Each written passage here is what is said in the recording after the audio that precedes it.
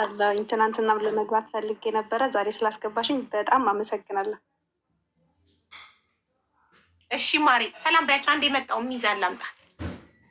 እሺ ወዶቼ ከታችም ከላይ ያላችሁ ሰላም ብያችኋለሁ። እናንተም ደግሞ ምክራችሁን እንድትለግሱኝ እጠብቃለሁ። በጽሁፍም አነባለሁ።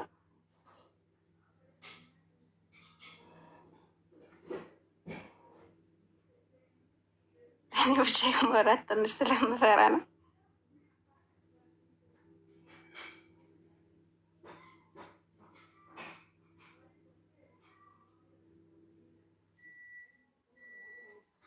እሺ ውዴ ቀጥይማ። ተሻቡ ከትውውቃችን ልጀምር። እሺ ትውውቃችን የዛሬ 10 ዓመት ነው። ጓደኛ የነበረች ማለትም በሱ ወገን ያለች የእሱ ዘመድ የእኔ ጓደኛ። እኔ እሷን ማውቃት በኦንላይን ነው፣ በአካል አንገናኝም እና በኦንላይን እኔና እሷ ወደ 6 ወር ምናምን ታወቀን እያወራን እያለ በእሷ ፌስቡክ ላይ ጓደኛ የሆነው መጣ ማለት ነው። ከዛ ከእሷ ጋር እያወራ ምናምን እሱ ሲመጣ እንትን ስላት ዘመዴ እኮ ነው ምናምን ነገር ብላ ስትለኝ ከዛ በዛ ማውራት ጀመረን። 6 ወር ምናምን ከእሱ ጋር በሰላም ካወራን በኋላ ከዛ በኋላ ነው ወደ ፍቅር የተቀየረው። ማለትም የፍቅር ወሬ ማውራት የጀመርነው ከ6 ወር በኋላ ነው። እስከዛ ግን ኖርማል ወሬ ነበረ። እንደዛ እያወራን 1 ዓመት ከ3 ወር በኦንላይን አወራን ማለት ነው፣ በፌስቡክ። የዛኔ ሳውዲ ነበርኩ። ከዛ ከኢትዮጵያ ከሄድኩኝ በኋላ ሀገራችን በጣም ይለያያል። እኔም የሱ እዛ ቤተሰብ ጋር ያለውኝም እናወራ ነበረ። ከዛ በአካል እንገናኝ ተባብለን በአካል ተገናኘን እና ተለያየን። ድጋሚ ደግሞ ከ2 ወር ቆይታ በኋላ በአካል ተገናኘን ማለት ነው። መጀመሪያ በአካል ተገናኝተን ድጋሚ ከ2 ወር ቆይታ በኋላ በስልክ እያወራን ቆይተን በአካል ተገናኘን። ከዛ የዛኔ ነው እኔና እሱ በስነስርዓት ፍቅረኛሞች ነው ማለት ነው። ማለት እናወራለን፣ ግን መጀመሪያ ስንገናኝ ምንም የተፈጠረ ነገር አልነበረም። በኋላ ላይ አብረን ለ2 ቀን ቆየን። ከዛ ተለያየን ማለት ከዛ ወደዚህ ተገናኝተን አናውቅም ማለት ነው። በአካል ተገናኝተን አናውቅም። ኦልሞስት ወደ 9 ዓመት። ኤንዌይ በዛ መሀል ግን ልጅ ተፈጥሮ ነበረ። የሰማሽኝ ከሆነ ይቅርታ። በኪሎ ጉዳይ ከባሌ ጋር እያወራው ሶሪ፣ በደንብ አልሰማሁሽም። ወደኋላ ተመልሰሽ ፌስቡክ ላይ ከተዋወቃችሁበት ጀመሪ። በሷ ፌስቡክ ፍሬንድ ኦፍ ፍሬንድ መጥቶ ከሱ ጋር መልካም።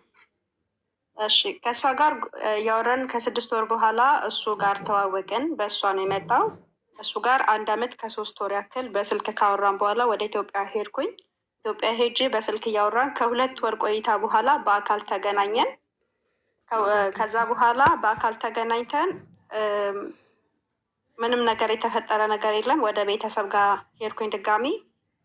እንደገና ቤተሰብ ጋር 2 ወር ቆይቼ ስመጣ ከ2 ወር በኋላ አብረን ለ2 ቀን የመቆየት እድሉ ገጠመን። ከዛ አብረን 2 ቀን ቆየን፣ በዛ ተለያየን ማለት ነው። ከዛ ከተለያየን በኋላ ስንለያይ እኔም በወደ ልጅ እንደተፈጠረ ያወቅኩትኝ ከ2 ወር በኋላ ነበረ። የዛኔ እንደዛ ነገር ስነግረው አጋጣሚ ከዩኒቨርሲቲ ተመርቆ የወጣበት ጊዜ ስለነበር ትንሽ ከባድ ነበረ። ማለት እንትን ሊቀበል አልፈለገም። ሊቀበል ስላልፈለገ እኔ ደግሞ በቃ በጣም በሰውም ማለት በጓደኛዬም ጭምር በስልክ አወራሁት፣ ማለት እንድታወራው አደረግኩኝ። በዛው ተለያየን ማለት ነው። ማለት አላመነም ሳይሆን ለጊዜው አሁን ያለንበት ሁኔታ ስለማይፈቅድ በቃ አስወጪው አይነት ነገር ነው ያለኝ። ያንን ነገር እኔ ልቀበለው ስላልቻልኩኝ በዛው ተዘጋጋን። ከመሀል አንዳንድ እየደወለ ስልክ ያወራኝ ነበር። ማለትም በጣም ቆይቶ እንደዛ እያለው ቤተሰብ ጋር የራሴ ነገር ስለነበረኝ የራሴን ስራ እየሰራሁኝ ለወልድ ትንሽዬ ጊዜ ሲቀረኝ ወደ ቤተሰብ ጋር ሄድኩኝ። ከዛም ወለድኩኝ። ወልጄ ካርድ ይልክልኝ ነበረ። ወልጄ ተኝቼ ማለት ነው። ሌላ ነገር አላደረገም። ግን ካርድ ምናምን ይልክልኝ ነበር። ከዛ ቤተሰብ ጋር ቆይቼ በአጭር አድርጌ ስነግርሽ ከዛ ወዲህ በአካል ተገናኝተን አናውቅም። ልጄን ቤተሰብ ጋር ረኩኝ። 2 ዓመት ልጄ ሲሆነው እኔ ወደ ሌላ ሀገር ወጣሁኝ፣ አረብ ሀገር ማለት ነው። ከዛ አረብ ሀገር እንደመጣው ነይና ልጃችንን አብረን እናሳድግ ብሎ አለኝ። ከዛ ሲለኝ እኔ ደግሞ አይ አሁን መምጣት አልችልም፣ ትናንትና በጣም ያክፉ የነበረው ጊዜ አልፏል። አሁን ግን የሆነ የተሻለ ነገር ላይ ደርሼ ነው መምጣት ካለብኝ የምመጣው ብዬ በዛ ጸናው በአቋሚ ማለት ነው። ብር በዚህ አጋጣሚ ልኬለት አላውቅም። ሲቀጥልም እንደዛ የሚያደርገኝ ምክንያትም ስለሌለ እንደዛ ሆኖ ቤተሰብ ጋር ልጄን ትቼ ወደ ስደት መጥቼ ስራዬን እየሰራው ከዛ እንደዛ እየደወለ በመሀል እናወራለን ምናምን ነገር ከዛ ነይና እንገባ ምናምን ሲለኝ ምን አለክ ማለት እኔ በመጣ የምታስተዳድረኝ በምንድን ነው ብዬ ስለው አንቺም ትሰሪያለሽ እኔም እሰራለሁ ከዛ እንተዳደራለን ምናምን ሲል ያ አሳማኝ ለእኔ ምክንያቱ አሳማኝ ስላልነበረ ልሄድ አልቻልኩም ማለት ነው። ከዛ እንደዛ እያለ እኔ 3 ዓመት ሲሞላኝ እሱ ወደ ሌላ ትዳር ውስጥ ገባ።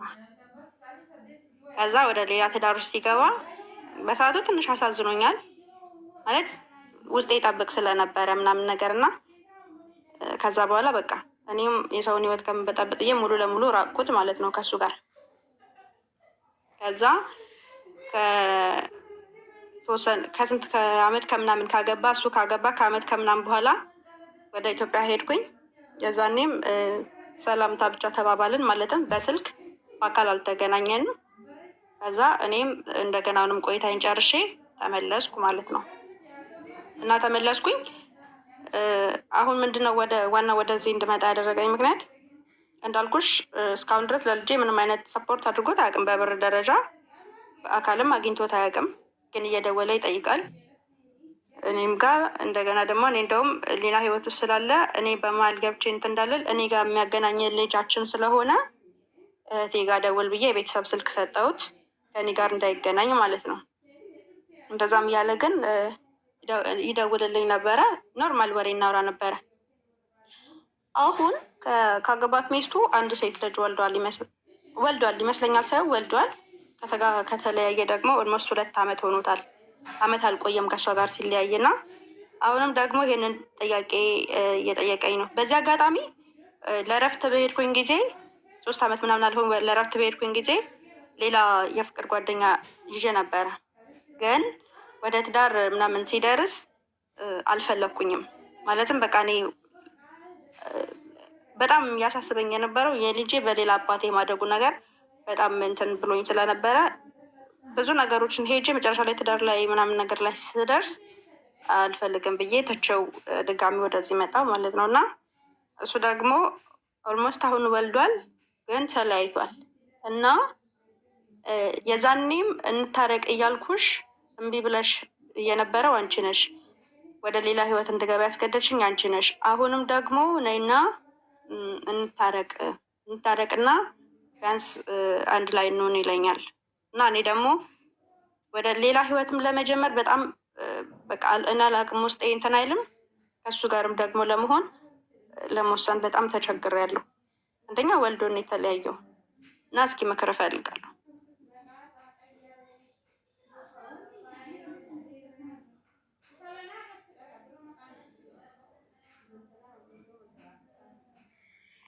ከዛች ጋር ለምን ተለያዩ? ምን ሆነ ይመስለኝ የገባው በእሷ ቤት ነው። እሷ ቤተሰቧ ቤት ሰጥቷት ቤተሰቧ ጋር ነው የእሷ ቤት ላይ ነው የገባው እና በምን እንደተለያዩ ምክንያታቸውን አላውቅም፣ ግን ተለያይቷል። አሁን እሱ በእንትን ያለው በጫካ ነው ያለው ምልሽ ባለው ነባራዊ ሁኔታ ከፋኖ ጋር ምናምን ብሎ ቤተሰብ ጋር አይደለም ያለው እኮ። ግን ማሬ ከእሷ ጋር ቢሰምርለት ኖሮ ያማረ የጣፈጠ ህይወት ቢኖረው ኖሮ አንቺ ትዝትዩ ነበር። የእኔም ጥያቄ እሱ ነው ያልኩትም። ይሄንሽ እዛ ጋር ስላልተሳካ እዛ ጋር ስላልሰመረ አንቺ ጋር የሚመለሰው አንቺ ባጣ ቆይኝ ነሽ። ፈላጊ የለሽም። ሲመለስ ለምን አገኘሽ? ሌላ ሰው ለምን አልወሰደሽም? እስካሁን ፈላጊ የለሽም። እሱ የሚያስበው አሁን ከኔ ውጭ እሷ ፈላጊ የላትም፣ እዛ ጋር ሄድኩኝ፣ ወለድኩና ጨርሼ አላማረልኝም። መጣው እዚህ ጋር እቺ ፈላጊ የሌላት ቆማ እየጠበቀች ነው። እስኪ ልጽደቅባት ብሎ ነው። ወዶሽ አይደለም አክብሮሽ አይደለም። ቢያከብርሽ ተመልሶ አንቺ ጋር ይመጣል። አንቺ የእሱ ባጣ ቆይኝ አይደለሽም።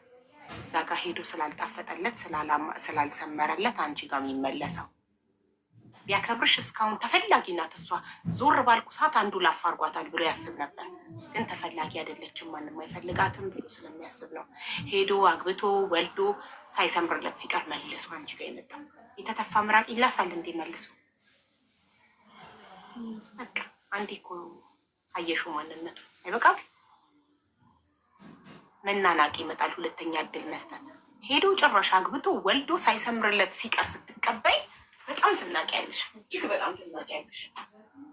በጣም ነው ትናቂ። ነገም ሄዶ ለሶስተኛ ጊዜ ይመለሳል። ይቺ ማንም አይፈልጋትም። እንደፈለግኩ ሂጂ በየቦታው ወልጄ ስመለስ መልሼ ያገኛታለሁ፣ ከኔ ውጭ ማንም አይፈልጋትም ብሎ ነው የሚያስበው። ወንድ ልጅ ሄዶ አግብቶ ወልዶ ፈቶ ሲመጣ ከተቀበልሽው እጅግ በጣም ይንቅሻል። እናቱ ትመስዋለሽ፣ ሚስቱ ሳይሆን እናቱ። የትም ሄዶ ሲመጣ የማያጣሽ እናቱ አርጎ ያስብሻል። እቺ አግብቼ ወልጄ እስከምመጣ አንቺ እዚሁ ነሽ፣ ማንም አልወሰደሽም፣ ማንም አይፈልግሽም። ቤት ትሄጃለሽ። ነገም ሄዳለሁ፣ አገባለሁ፣ ወልዳለሁ፣ እመጣለሁ፣ እንደገና እዚሁ አገኝሻለሁ ነው የሚልሽ። ይህ በጣም ንቀት ነው ማለት ነው። ደፍሮ ራሱ መጠየቁ ንቆሻል።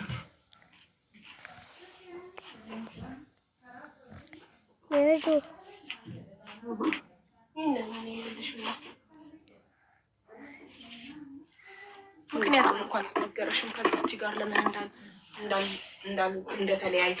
ምክንያቱም የአንቺ ፍቅር ከአንቺ ውጭ ማሰብ ሰላም ነስቶት ነው ከዛች ጋር የተለያየው። ያላንቺ ህይወት ከብዶት ያላንቺ ህይወት መሮት አይደለም፣ ስላልሰመረለት በሴት ቤት ገብቶ በሴት ቤት ስለገባ ወንድ ልጅ ደግሞ በሴት ቤት ገብቶ እንዴት ይከበራል? አባወራ ሆኖ ሳለ ሴቷ በወንድ ቤት ትገባለች እንጂ ወንድ እንዴት በሴት ቤት ይገባል? በሴት ቤት ገባ፣ ወንድነቱ ክብሩ ተነካ፣ ወጣ። ከዛ አንቺ ባጣ ቆይ መልሶ ሊያገኝሽ ሰኞ እኔ ባንቺ ቦታ መሆን ነው የምለው። ውስጥ ምንም አይነት መልስ አልሰጠሁትም። እውነት ለመናገር እዛ ቢሰምርልህ ከኔ ጋር እንደማትመጣ እርግጠኛ ነኝ። ስላልተሳካልህ ነው ብያለሁ። 100% ትክክል ነሽ።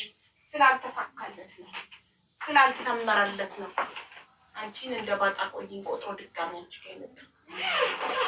ስለዚህ አንቺ ደግሞ እንደማትፈልጊ ነገር ክብርሽን ማሳወቅ ነው ያለብሽ። እሺ ማለት እሺ፣ አመሰግናለሁ።